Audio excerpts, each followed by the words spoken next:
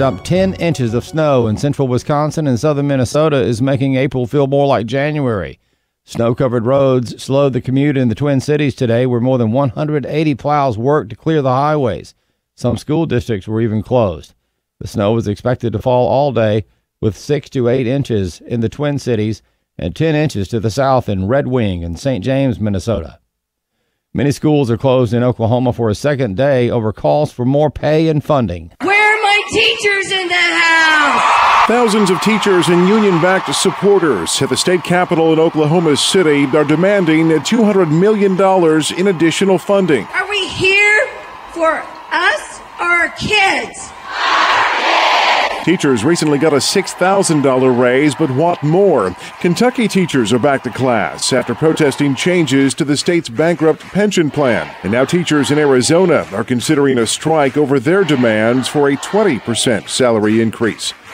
Jeff Manasso, Fox News. A pro-Israel activist says Israel is completely justified in rejecting international calls for an inquiry into Gaza violence spurred by Hamas. Chad Groening has more. Israel's defense minister says that Israeli troops acted appropriately and fired only at Palestinian protesters who posed a threat. 15 Palestinians were killed and over 700 wounded in Friday's violence near the Israeli border, in the area's deadliest violence since the war 4 years ago. Pro-Palestinian groups have accused the army of using excessive force, and both the UN Secretary General and the European Union's foreign policy chief have urged an investigation. But Defense Minister Avigdor Lieberman says Israel would not cooperate with a UN inquiry if there were one. Lori Cardozo-Moore is president of Proclaiming Justice to the Nations. Israel warned the world that if they were stormed, they would take retaliatory action, and as well they should. They are a sovereign country, and if their sovereign borders are being threatened, they have every responsibility as a sovereign nation to protect their citizens from these terrorists. Cardozo-Moore says there's no need for an investigation. Just gather up all the video reels of all the press that's there and let them see. There's no investigation needed. This is a sovereign country that is being attacked by terrorists. Absolutely, Israel has a right to protect its citizens, using all means possible. I'm Chad Groening. A recent study by Baylor University on social justice and the two major political parties' views about God has one pastoral leader and cultural commentator scratching his head. Bill Bumpus has more. The study, God, Party, and the Poor, How Politics and Religion Interact to Affect Economic Justice Attitudes, was published in the journal Sociological Forum. According to the research, some types of theology make conservatives more compassionate, while others make liberals harsher. One researcher in the study concluded that Republicans with a deeply engaged God are consistently liberal on issues of social justice, and Democrats with a highly judgmental God are consistently conservative on issues of retributive justice. But Sam Rohrer, president of the American Pastors Network, says that's totally opposite of the studies he's seen, in particular research by George Barna. A person who is most biblically consistent and go to church regularly are the ones who have the best understanding of what limited government means and the limited role of government in our life. It's just the opposite of that. Social justice, which is what they're describing, those who hold to social justice are not linked to those who are most firmly linked to biblical truth or a personal God. It's just the opposite. Rohrer explains that if you don't have a right biblical understanding, then God becomes a God you can almost define in your own image. Which is the apparent direction taken by this Baylor University study. I'm Bill Bumpus. American Family News is available online at onenewsnow.com. Follow us on Facebook and Twitter, and download the One News Now mobile app. I'm Rusty Pugh.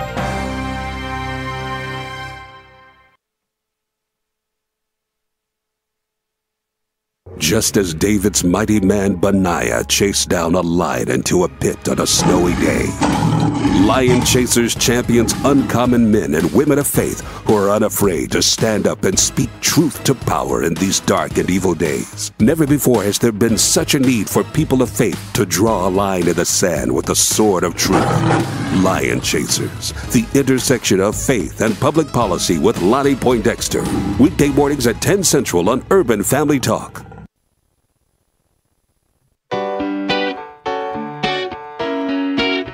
Welcome to Stacy on the Right with your host, Stacy Washington. Love is everlasting. Love is Let's get some official response now from the Mexican government to the news of this caravan and the criticism from President Trump and his administration. Geronimo Gutierrez is the Mexican ambassador to the U.S. Mr. Ambassador, thanks for being here. Thank you very much, Brett. Your thoughts on today, what the president has tweeted and what the administration is saying.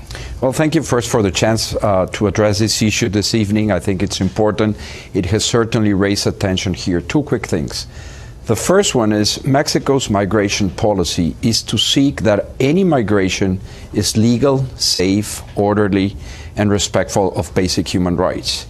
And that's the way we act upon immigration. We certainly do not advocate for irregular immigration from our nationals or any other country. The second thing is that, in fact, our authorities, U.S. and Mexico cooperation, is very good on the matter. And I'll give you an example. Just last year, we convened a joint summit in Miami, authorities from the U.S. and Mexico, precisely to address this issue. We're working together, to foster development in Central American countries in order really to address the root causes of immigration, and also to do a better job in managing immigration in a way, again, that it's legal, safe, and orderly. So specifically on this caravan, understanding that it does happen annually and it's used by some groups as a fundraising activity, really, are you going to do something different this year? We are doing, first of all, number one, the first thing is that you rightly mentioned, this is not new. In a sense, it's largely intended to call attention on the rights of migrants in Mexico. Number two is our migration authorities are looking at, as appropriate, either to repatriate these people or to offer humanitarian relief to them in Mexico. Welcome to Stacy on the Right here on American Family Radio and Urban Family Talk. The websites are urbanfamilytalk.com and afr.net. And I am really excited about the show today. We have a lot to get into this 1 hour. Technical difficulties prevented us from broadcasting live the first hour, but I'm here with you now, and I'm so glad that we're able to do this. I want to welcome all the listeners from all over the place, terrestrial radio and Facebook, YouTube, and the Periscope live stream on Twitter, which we're now added, and we're so glad to have you guys as well. Please post your comments. Head over to stacyontheright.com and hit the subscribe button. And also, don't forget, we're having our first ever family conference. It's a Urban Family Talk conference on marriage and family. It's going to be coming up later on in the year. You can actually register right now for a reduced rate. It's going to happen in Tupelo, Mississippi. And I'm going to be there. I'm going to be hosting a panel. I'm going to be on a panel with another couple of the hosts from our network. And I'm really excited about that. This is content that is long overdue for everyone to hear. And so if you want to meet hosts from Urban Family Talk and American Family Radio, and you want to hear some of our fantastic speakers, Ryan Baumberger is one of the out-of-town guests, nationally recognized guests who's going to be speaking to us. Please head over to urbanfamilytalk.com and subscribe. Actually, register, subscribe and register for the conference. So today on the program, in this hour, we're going to get to a lot. We're going to talk about the Mexican ambassador, Geronimo Gutierrez, who was just speaking with a Fox News host about this so-called caravan of illegal aliens who are making their way from south of Mexico through the Mexican country to get to America so that they can try to apply for asylum. This is unacceptable. And so we really have to look at what can we do about it. And that's what President Trump has been tweeting about. We discussed it just a hair yesterday. People seem to think the only reason the president is concerned is because it was discussed on Fox and Friends. I beg to differ. This is a campaign issue for him. So we are going to talk about that a little bit more. We have two guests this hour. Good friend of the show, good friend of mine, Christopher Harris. He's an author and what I like to nickname him one of the purveyors of truth. He's constantly hitting the common sense angle on telling the truth about everything that's going on right now in our culture from a biblical perspective, from the perspective of a man and a husband and someone who cares deeply about what happens to Americans. He's going to come on and talk to us. And then we have Waeil Borhan, who's an author and venture capital strategist. He's an author and he's going to come on and talk to us about his book. Fascinating. Demetrius scheduled this for us, and I'm really excited to get to speak with him and find out exactly what the book is about. So right now I want to get back into this. This is to me, this is where the rubber meets the road. The only other person I would want to hear from on this would obviously be the president of the nation state of Mexico as to why they've allowed this to go on year after year after year. The segment was quite substantial. It was almost 8 minutes long. I didn't, of course, clip the whole thing. But what we do have is one more bit of audio where the Mexican ambassador tries to make it seem as if they actually deport a lot of people, preventing those people from coming to America. I would love to speak to this guy.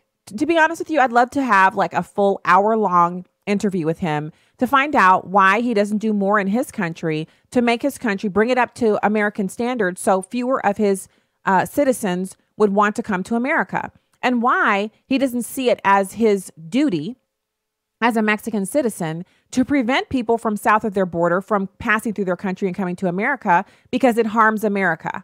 Why doesn't he feel as an ally of our country that that is his responsibility? As you can tell, I have a lot of questions for him. Will I get to speak with him? We'll see. I'm definitely going to see what avenues I can approach getting an interview with him. But until then, here he is again in Mexican Ambassador 2.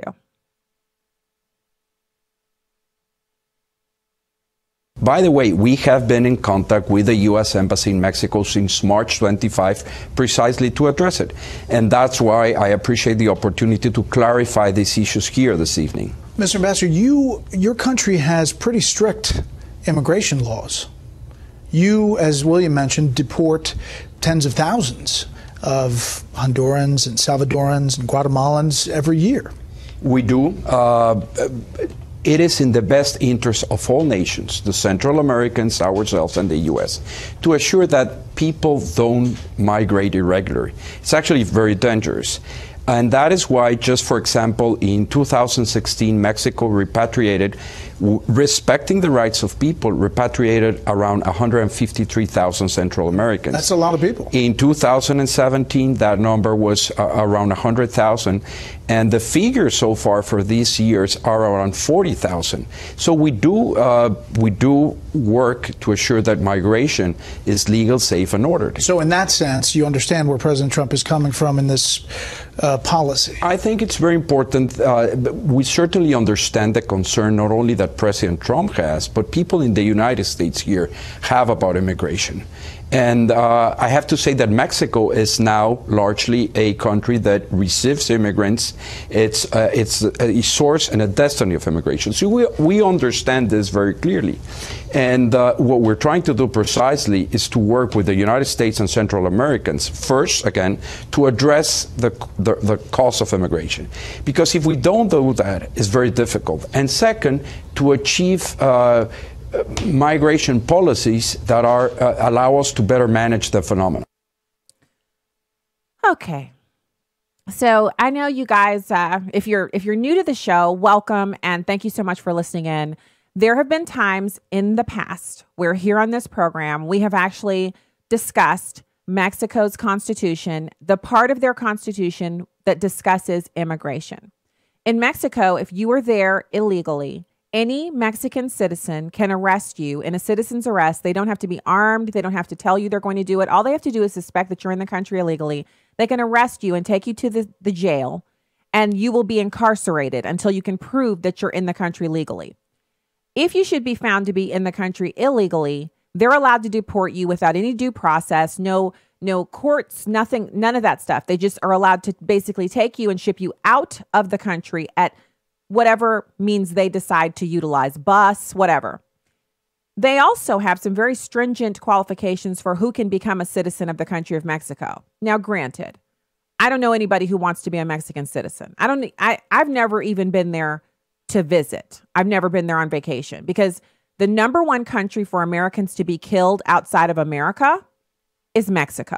So more Americans are killed in Mexico than any other place on the planet. Let that sink into you for a second. If you want to go somewhere and enjoy beaches and warm weather and resort living, Mexico is the worst place for you to go if you are an American citizen, because when you get there, your chance of being killed there is much higher than any other place in the world. Now, I mean, obviously you could go on one of those Chinese tours and accidentally, quote unquote, find yourself in China, and then North Korea, So from China to North Korea on one of those weird tours that people sometimes like to do. And you probably will get killed there. But most people don't do that because there's an actual State Department warning that lets Americans who are traveling abroad know that North Korea is not a good place to go. Okay. So it's Mexico. So what I don't understand, and I really need someone who's a Mexican citizen to help me understand this, because remember, the 1/3 of their GDP comes from us. 1.1 million American jobs in Mexico. Americans have built factories there and employ 1.1 million Mexicans. Number one source of remittances for their country, United States. Billions of dollars in cash flies through the air via electronic wire and goes back to Mexican citizens. So if anybody should be thinking, what can we do to help America? What do you think America would like us to do with these migrants that keep traveling through? What can we do to make Americans see that we're grateful for the partnership that our countries have that is based solely upon proximity? It's not that we're getting so much out of Mexico and that the relationship is so beneficial to us. It's that we're pouring so much into their country. And in return for that, we get lots of illegal aliens. We have illegal alien crime. And of course, there are Mexican citizens who come here legally and immigrate into our country, and they are absolutely Americans and they belong here and we accept and love them just like any other American. But if you're here illegally and you're especially from south of the border, my question to the Mexican government is, why can't you guys act like you're getting all the stuff you're getting from us? It's like someone who lives with you but is constantly tearing you down, tearing up the place where you live, destroying everything that they can get their hands on. But every night at dinner time, they're the first one at the table. They eat the bulk of the food. And when they get up, they leave all the dirty dishes and everything else behind and expect you to clean up so they can start over again the next day, using your utilities, using up your supplies, and rarely giving anything in return. That's what it feels like. And so I found it interesting that this ambassador, Geronimo Gutierrez, I mean, I would almost be too ashamed to even fix my face to come onto an American television station to talk about all of the different things they're doing. He spoke of the economics of the situation as if they have something economically that they're doing. Like what? Somebody please let me know what they're doing that helps us. Like, I would love to know. I'm not being sarcastic. I know I sound like I'm being sarcastic, but bear with me here. What could they possibly be doing that is of economic benefit to the United States that offsets the impact of the illegals coming from Mexico and the illegals that they allow to traverse their country who come from south of their border? Please let me know, because I would love to have a feeling like, oh, okay, but they are doing this. Okay, they are offering us this. You know, the trade imbalance, everything that we've got going on. And so when the president tweets about it, his tweet was, the big caravan of people from Honduras now coming across Mexico and heading to our weak laws border had better be stopped before it gets there. Cash cow NAFTA is in play, as is foreign aid to Honduras and the countries that allow this to happen. Congress must act now.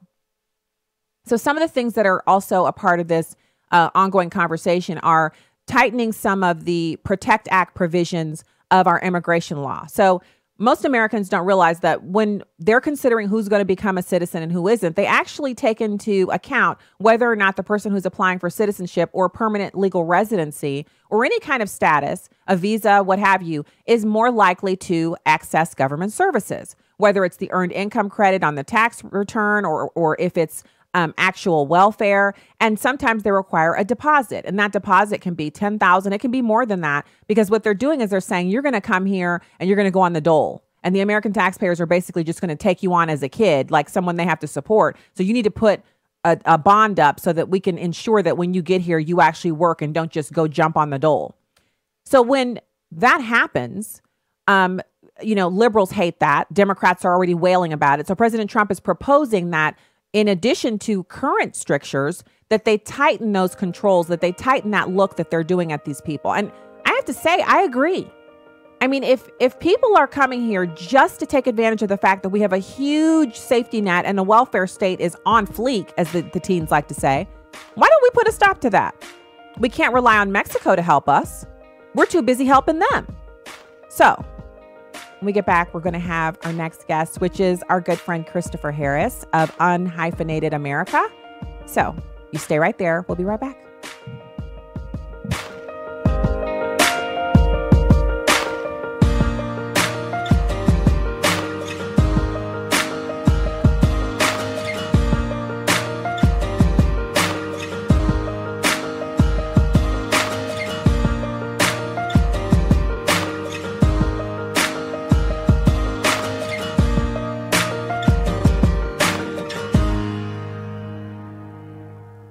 Hello, everyone. I'm Tim Wildman, president of American Family Association and American Family Radio.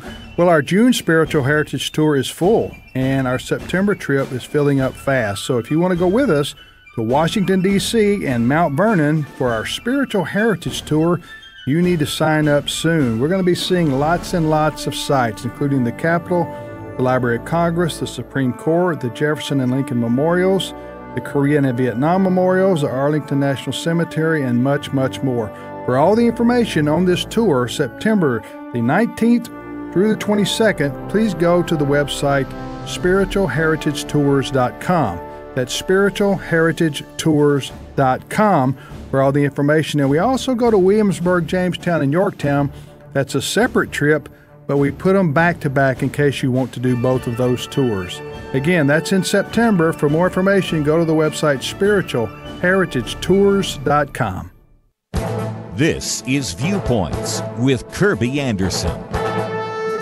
Some commentators are starting to call Generation Z as the screenagers. Let's first define some terms. The Generation Z, also known as Gen Z, are those young people who were born after the year 2000. They are the generation following the millennial generation. Dr. Stephen Finney says that Gen Z is compelled to create personal branding that is riddled with obsessive manicuring regarding their online presence. This compelling act is driven by a fleshly, self-life insecurity called people-pleasing. He has found that this generation is constantly aware and therefore adjusting how their peers view them. In other words, they put out a false image of themselves. He has also found out why the text language and other social media communication is so disjointed and nearly impossible to interpret. According to the Journal of Individual Psychology, Generation Z's lower cognitive regions, which stimulate impulse, are constantly being activated by the bombardment of neurological arousal provided by text messages, Facebook updates, and video games. And if you add to that what has been called the Google culture of learning, which assumes that you can find an answer to questions in seconds, you have a generation that finds it hard to think, write, and concentrate. What does this all mean? Dr. Finney concludes that within the next 15 years, we will see an entire generation with memory deprivation, difficulties in processing, lack of ability in proper grammar, attention span issues, and digital addictions. This is what can happen when young people spend too much time in front of a screen.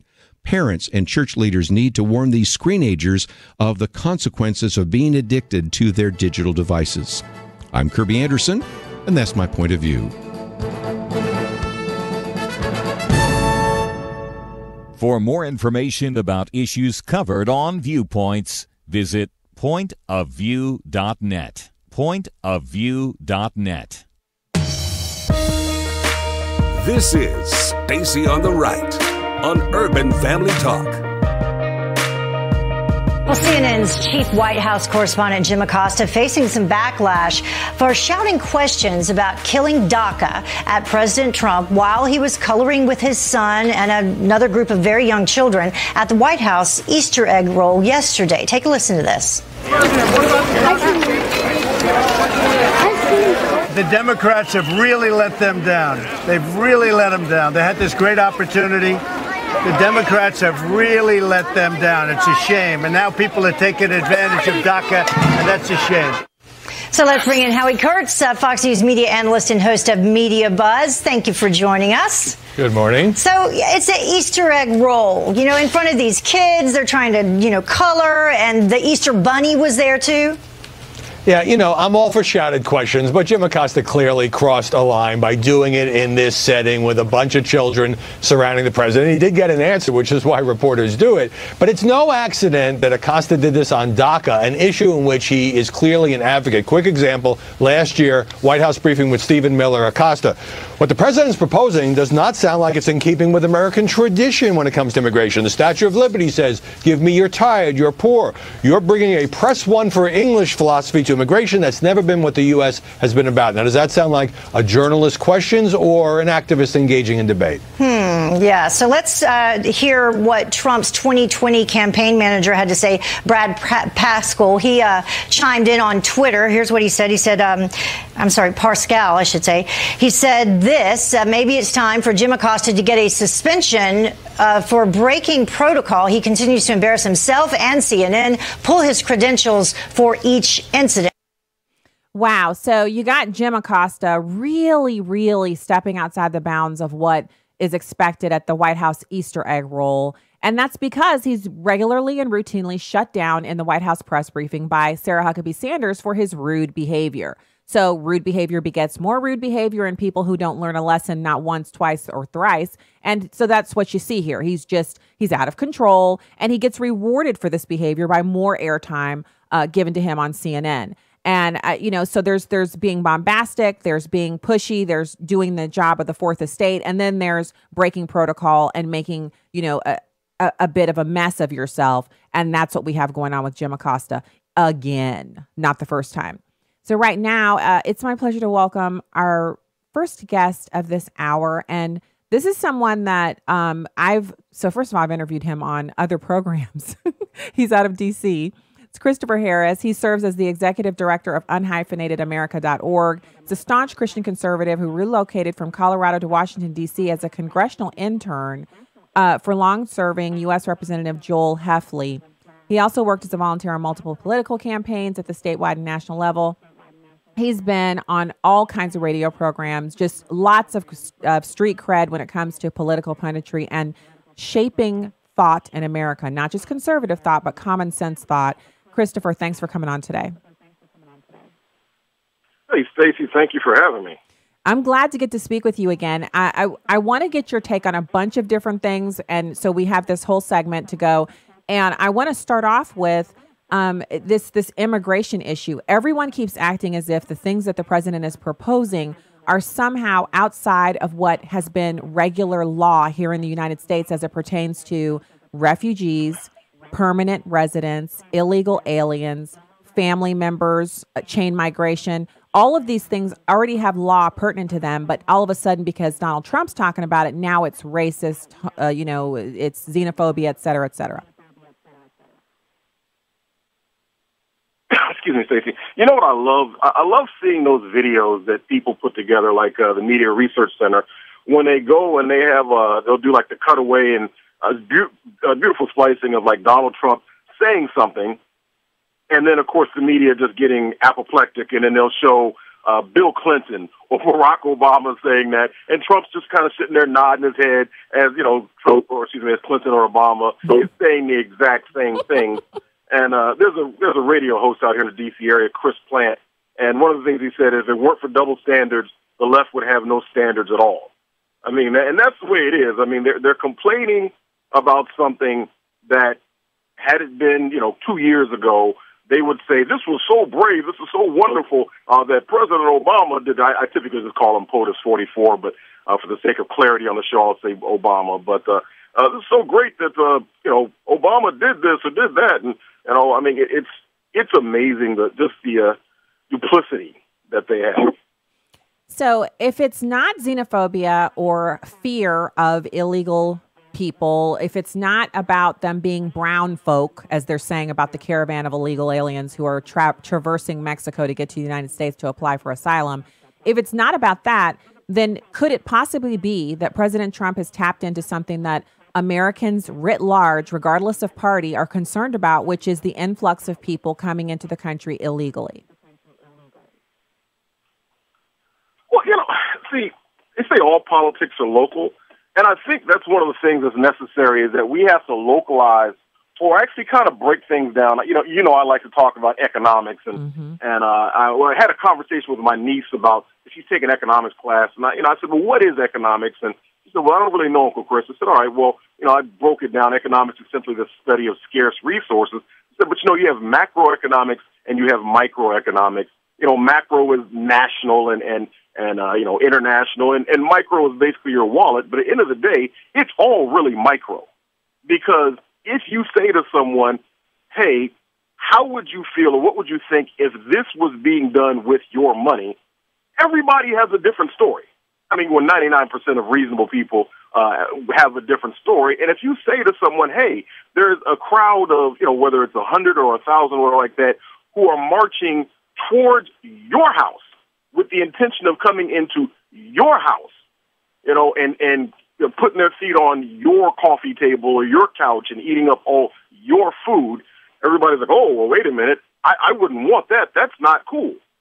So you think it's not cool if people were to come into your house, but you're like, hey, as long as they're going to my neighbor's house or to the neighboring state or the neighboring city or whatever other border town, you think it's perfectly fine. And that just shows a lack of character, and it shows a lack of ability to think. It does. And I think another way of judging whether or not people really want to take care of these tired, hungry, sick masses of people yearning to be free, like it says on the Statue of Liberty, is you ask them, well, can they come to your community? And I noticed that congressional members don't often bring refugees into their own communities. Senators don't vote to bring people into their own communities. And neither do these well-to-do mayors of certain towns. They always find a place for the refugees and illegal immigrants to be that is a safe enough distance from themselves that they're not directly impacted. Well, the only benefit to that, there are some who want it to happen, but see, this is where the whole big issue is coming up with the upcoming census and where the leftists are all in their feelings, which is where they tend to remain. Excuse me, that they're upset of the question being asked of, are you a citizen? And it's not like simply answering, oh, I am not a citizen. There could be, if they're not asking a follow-up like, are you here illegally or whatever like that, because you could be a resident alien, right? Mm-hmm. You could have a green card. The simple question is, are you a citizen? Why are we asking, are you a citizen? Because the way the Constitution was written, it was made to specifically count citizens for the purpose of apportionment in the U.S. House of Representatives. So what the left knows is that the more people that they have, illegal or otherwise, being counted means more congressional seats, which means a greater propensity, a greater probability of having more electoral college votes. Go back to the 2016 election, Stacey. Yes, everybody's like, oh, well, Hillary Clinton won by such and such million votes. Well, yeah, that's because she won New York City and L.A. You take out those two places like New York, L.A., and maybe Chicago, right? You take out all the people in those cities and ask the question, are all those people legal residents, or actually citizens, rather, of the United States who are eligible to vote? I'm not saying that they're not all eligible to vote, but there's probably a fairly large number of people who voted almost certainly for Hillary Clinton who should not have voted because they're not U.S. citizens. And so the only reason why the left would want to have this influx is to add to their voter roll. And that's really, you just hit the nail on the head. And the other thing that supports your supposition there, Chris, is that we see in Illinois and in California, they're issuing these, they call them driver's licenses, and some of them are just identification cards, but they enable the person who holds it to go and register to vote. So it basically is an end run around the citizenship qualification to vote. They've also talked about it on television. They're very open about saying we shouldn't have borders and you shouldn't need to be a citizen to vote. As long as you're here, you should be able to vote. That is a problem because every one of those people voting dilutes the votes of actual citizens like you and me. Well, it's like quantitative easing. At the end of the day, one of the ways to steal wealth is simply to print more money.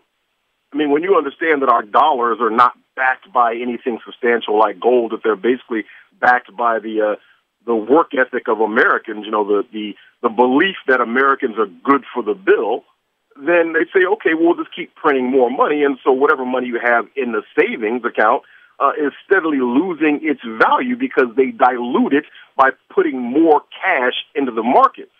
And they're doing the same thing. And if that's what the left does, whether it's diluting and basically stealing your money through quantitative easing, or whether it's stealing your votes through allowing, illegal aliens. And I always make sure, listen, they are illegal aliens. That is the correct term to use. And I know people, I've had debates with people, and they're like, well, you're dehumanizing. No, that's the correct legal term. Okay, they are alien to this country, foreign to this country, and they are here illegally. My in-laws came legally from Panama. They did not come here dependent upon anyone else. They did not come here and get on the welfare roll. They came through the proper channels, got their resident visas and green cards and all that, and went through the process, which was a fairly tedious process, but they did it to become U.S. citizens so that my wife and and her sister would be U.S. citizens by birth, not by being anchor babies. And that's one of those things that's just, every time I think about that, and the fact that so few people actually think about it also, it really annoys me because it just spells the eventual demise of our republic. It does. And I want to point out that, so what you're saying about illegal aliens, I know it triggers people to hear it, but it's to say illegal immigration is an oxymoron. If you are immigrating, it means you're entering the country legally through legal channels. So if you say legal entry, that doesn't make any sense. So illegal aliens actually reflects the fact that a person can actually be, as you said, a resident alien, which means they have done all the things they needed to do to be a resident of this country, but they're not citizens, meaning they're an alien. And it doesn't have anything to do with sci-fi. It doesn't have anything to do with xenophobia. It just is the terminology that matches up with the laws that currently govern this country. Well, it's very interesting that when somebody begins to study that. I mean, when you think about it, for example, there was the possible issue with John McCain, because his family has served, and I'm not a fan of John McCain, so I'm not excusing him, but his family has served this country for multiple generations. He happened to have been born in a foreign country while his father, who became an admiral in the U.S. Navy, was serving this country, stationed, I believe, in Panama, which is interesting because my wife's family is from Panama. I have friends because I was raised overseas in Germany. I have friends, as a matter of fact, my god brother, his parents were both active duty Air Force. We were in Wiesbaden, Germany. My godbrother was born at Wiesbaden Military Hospital, but technically speaking, he can't run for president because he was not born on U.S. soil, or they would have to make an exception for him.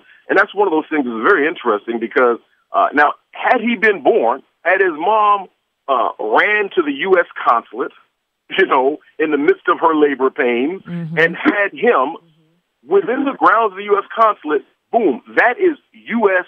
soil, sovereign U.S. soil, and that fulfills all the things of being a natural-born citizen. Funny thing about the laws, isn't it? It's a very tricky thing. Yeah, I mean, but we're a nation of laws, Stacey. That's what separates us. And I know Bill Whittle said this, and I'm a big fan of Bill Whittle. He said, what does it say about your regard for this country? I know you're trying to flee whatever tyranny and injustice you have back home, but what does it say for your regard for this country if your very first act is to violate the laws of this country? It says you think you're more important than the law. You think you're above the law. And I think that's something that liberals really identify with, and that's why they're okay with it. Well, exactly. And me being the executive director of Unhyphenated America, I was explaining to people, where does that come from? Really, it comes from a speech that Teddy Roosevelt gave after he had left the White House when he said that there's no such thing as a good hyphenated American because your loyalties lie elsewhere. It just is what it is.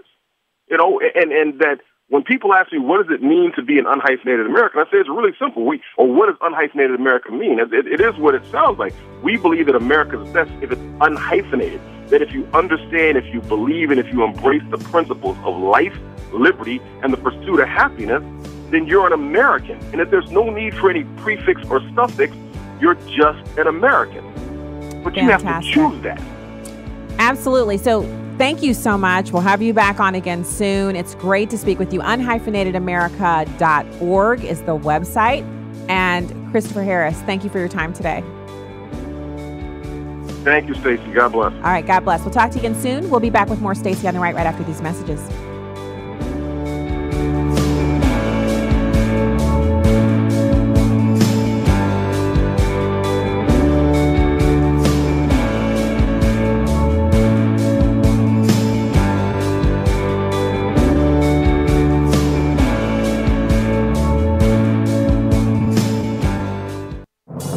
What does it take to be a sports success and a team player?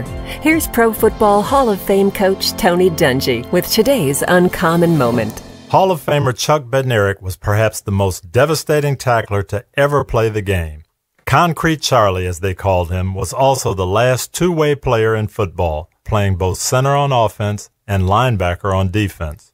His special toughness was also seen in World War II, years before he played pro football, as Bednarik participated in 30 missions over Germany as a gunner on a B-24 bomber.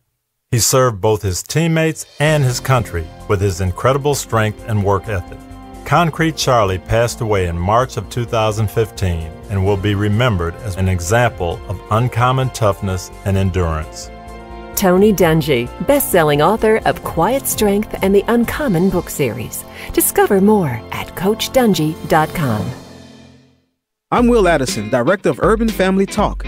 We desire to be a movement of time tellers. In 1 Chronicles 12:32 it says, "The sons of Issachar were men who had understanding of the time, to know what Israel ought to do."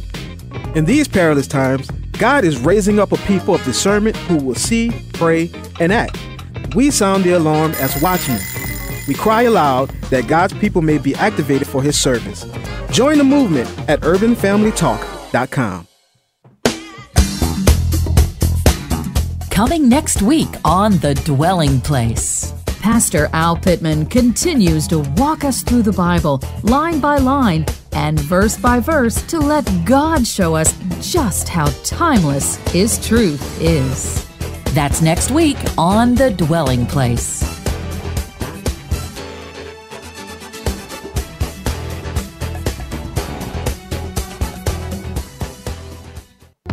Stacy Washington. And so to this day, I don't eat green beans. If they bring me a plate of food at a restaurant and they've substituted green beans for some other vegetable because the other vegetable is out of season, I will make them bring me a saucer and remove the green beans from my plate and take them off of the table because I cannot abide green beans.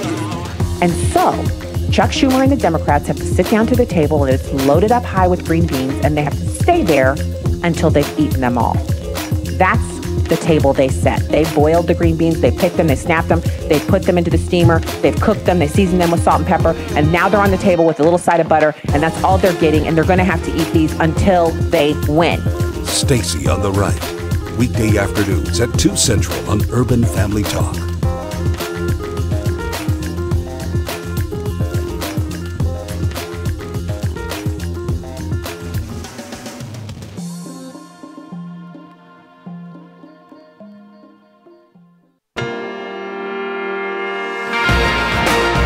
This is Stacy on the Right on Urban Family Talk.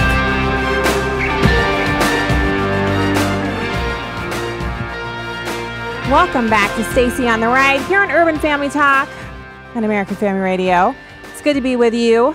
We have now a wonderful guest joining the program for the first time, Waeil Borhan, who's an author and venture capital strategist, and his book, lowercase I, can be found on Amazon. You can actually purchase the book on Kindle. You can go to Barnes & Noble's, Books A Million, and any of the major book retailers. You can find the book there. Really excited to get to speak with him about what is the reason he wrote the book and so much more. Mr. Borhan, thank you so much for coming on today. Hi, Stacey. Thank you for hosting me. How are you? I'm well, and it's wonderful to speak with you. So first off, tell us, because when you go to the Amazon page to look at the book and read the synopsis, the name of the book is I. So when I first saw it, I was like, am I seeing this right? And you said, yes, that is correct. And the cover of the book is simply the letter I. So tell us, why did you write this book and why did you call it that? Yes, this book is about, I believe there is a new order, a new civilization order is happening right now. So this book is addressing every and each one of us in this period, critical period of time. The book is about the ego, collective ego, paradigm, civilization, and their correlation with God.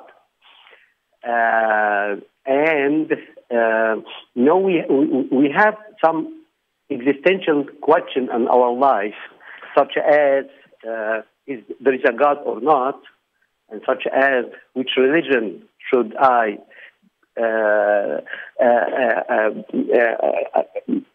have.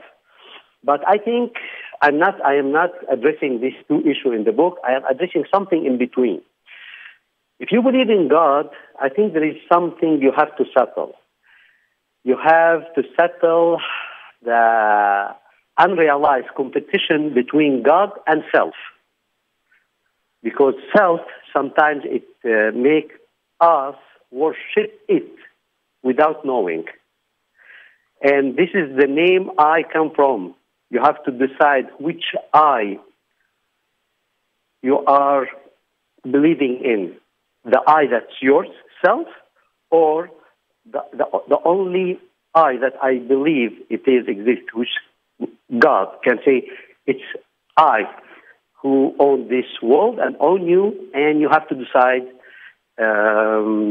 which will you decide to believe in. Because what I noticed that we have two ways of living.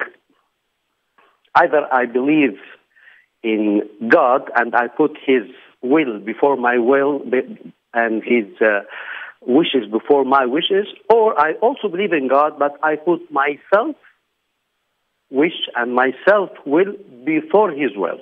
This is two ways of living. This is two paradigms. One is God-centrism paradigm, and the other one has its self-centeredness paradigm.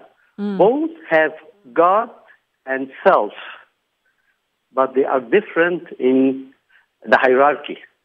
And this is two ways of living. So in the beginning, the outside, they look alike, but when you go deeper, there's very, very, very not alike. Right. So this is why the word, yes. You're talking about the differences between a self-centered lifestyle and one that's oriented towards God. And so in the book, you talk about the ultimate graven image, which is ourselves, where we elevate ourselves and put ourselves before the worship of our Creator. And anytime that happens, whether it's not so much that we intentionally do this, but our culture serves to assist us in doing this. And it's our natural position is to think of ourselves. And so we have to go outside of what naturally occurs to us and really orient ourselves towards the focus of God and really wanting to say, you're first, I'm putting you first, which means some hard choices because there are things we like to do that God wouldn't want us to do. There are ways that we like to live that God wouldn't want us to engage in. And so when you talk about this book, what made you decide, hey, I'm going to write this particular book about this subject? The freedom, the essence of freedom. I believe the essence of freedom that every and each one of us should make a conscious decisions. This is the core of the freedom. If I have one product coming in different packages, and I have to choose from the different packages, and I find inside the package is the same product, this is not a free choice. A freedom of choice that I have all the real choices in life, and then I choose between them. And the book is about pushing us to make a conscious decisions, a conscious choices. So I'm pushing you out of your comfort zone to revisit your life, and you see, oh, I was living my life under God-centeredness. Oh, this is great. Or I was living my life under self-centeredness. So, well, what's wrong about that? I will continue living my life under self-centeredness. I will respect that. All I'm trying to do in this book to make you revisit your life and make a conscious decision, not living your life repeating or pretending or imitating somebody else's lives. Book is about questions, not answers. Absolutely. So this book can help us kind of basically rekindle the conversation for us and help us to kind of reorient ourselves towards really being concerned with what this is. and what God's purpose is for us. You, in your synopsis, you say, most importantly, this is a book about God and God's purpose for you, and asking questions, reading the theories that are presented, and then examining, where am I on this? And do I want to make changes? And if so, how can I do that? I think it's fantastic. Thank you so much for coming on today to discuss the book. I posted the link in the comments on the Facebook page. If you want to click through, you can get the Kindle edition, or you can order the hard copy on Amazon, or you can hit your local bookseller. It's everywhere. Waeil Borhan, author and venture capital strategist, thank you so much for coming on today. Thank you. Thank you. All right. And God bless you, bless your audience. Thank you. Stacey. God bless you. Thank you for your time today. So it's always good to speak to authors like our two guests today, and to have these conversations and really thought-provoking items. And I'm glad that we get to do that. I wanted to share some good news that came out of Washington, D.C. And this is where, so remember, you guys have heard me many times on the program. I've castigated the president for hey, he didn't do this. I didn't like that. I didn't love the last bill that just got signed, that budget authorization bill that funded Planned Parenthood. And so I believe this is the president trying to, at least for the interim, right some of the wrongs that are going on with abortion in this country. Vice President Pence actually broke the tie in the Senate, and they passed an anti-Planned Parenthood bill. Now, I don't agree with the characterization there. This article is written by USA Today, so they always say things like anti-Planned Parenthood. It's not about being anti-Planned Parenthood. It's about being pro-life. Okay? So let's get that straight. Vice President Pence cast the tie-breaking Senate vote Thursday to pass legislation that allows states to withhold federal funds from Planned Parenthood and other healthcare providers that provide abortions. Now, why is this important? Because when President Obama was in office, he saw states and local governments, the pro-life movement was rushing across the nation like a whirlwind, and many state and local legislatures and governmental bodies were saying, look at David Daleidon's work. Look at what he said you're doing with the baby body parts. Look what's happening with women, like the Planned Parenthood here in St. Louis. They actually have had lots, like dozens of ambulances called to take women out of there, women who are hemorrhaging, women who have gone on to the hospital to unknown results. And these women, so if they're not told beforehand of all of the risks of having an abortion at Planned Parenthood, where they don't even have nurses on hand. They have people who are trained to assist with abortions, but not actual RNs assisting in the procedures. And so the measure, which now goes to President Trump for his signature, dismisses the Obama-era rule which banned states from denying federal funds to these organizations. Susan Collins of Maine and Lisa Murkowski of Alaska broke with the Republicans and voted against the measure. Again, they are reflections of the voting populations that they represent. They're liberals. I don't know why they run as Republicans. It's Republican in name only. It's garbage. And this allows, this rule, once it's signed into law by President Trump, will allow these funds to be steered away to organizations that provide full services to women. So doctors who can give them full OBGYN care. So I'm not even going to read the quotes from these people who claim it's anti-Planned Parenthood. It's not. The House in February had voted 230 to 188, largely along party lines, to reject the rule under the Congressional Review Act, which allows Congress to overturn recently enacted regulations, which is great stuff. So I want to just point out that this is a good thing. And while it doesn't defund Planned Parenthood, it puts more power back into the hands of states to be able to do what we want done on the local level.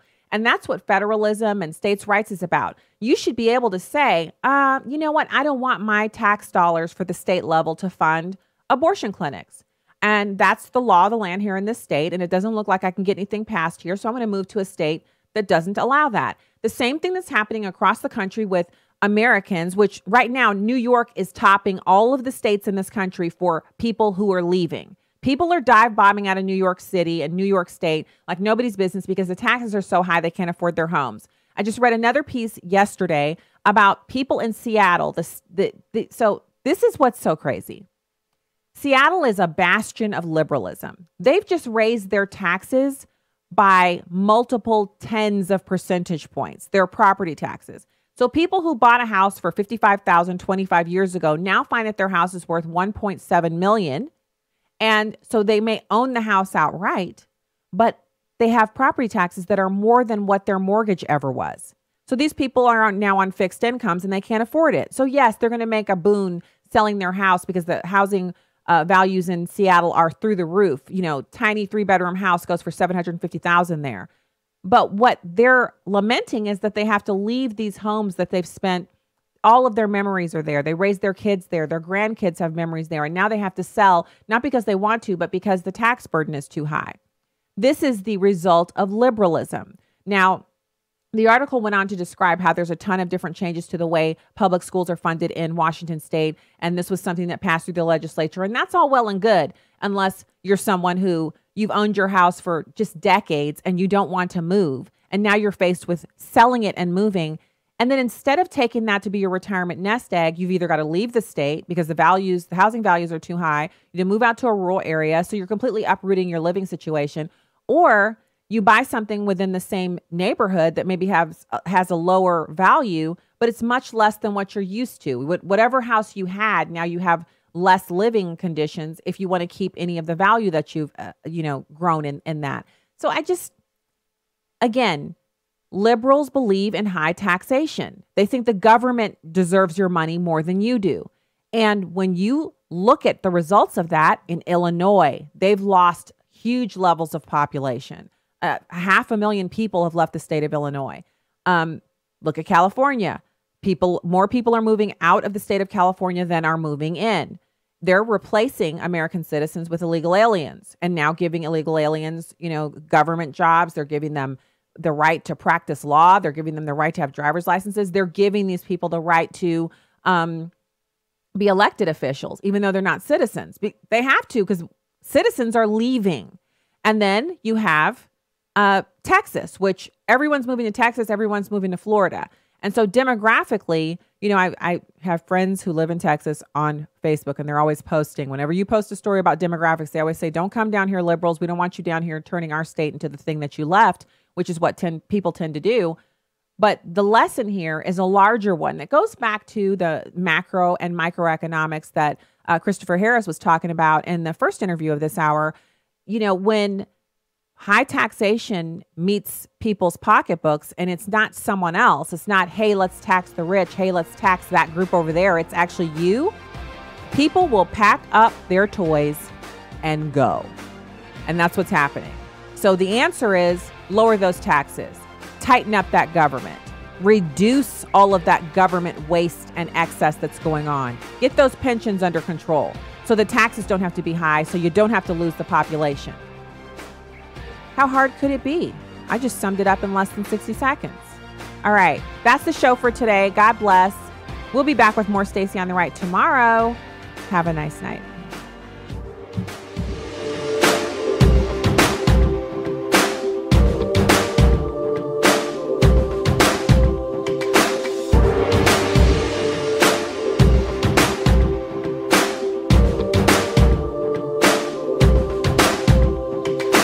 The views and opinions expressed in this broadcast do not necessarily reflect those of Urban Family Talk, Urban Family Communications, or American Family Association. Urban Family Talk. Urban Family Talk. There's a lot happening around us. That's why Christians need to stand strong on family values and morality.